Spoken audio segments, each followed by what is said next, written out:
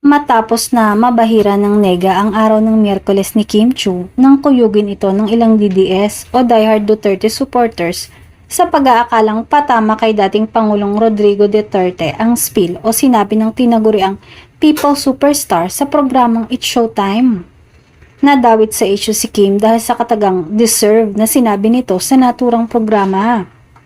Agad na dinipensahan si Kim ng kanyang mga fans at sinabing huwag batuhin ng galit ang kanilang idolo lalo't wala itong intensyon na makapanakit ng sinuman. Maging ang kasamahan sa It's Showtime ay todo suporta sa TV host actress. Ayon sa post ni Teddy Corpus, pwede sigurong magdemanda kapag nagpapakalat ka ng fake news, no? Yung gagawan mo ng way para ma-connect yung tao sa gusto mong issue. Not everything is about you and your issues. Wag po kayong nandadamay, di maganda yan.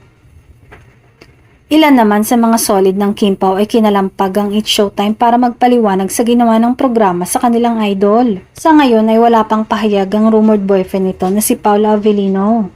Ngunit ayon sa source ay agad na pinuntahan nito si Kim at kinumusta ang lagay ng aktres.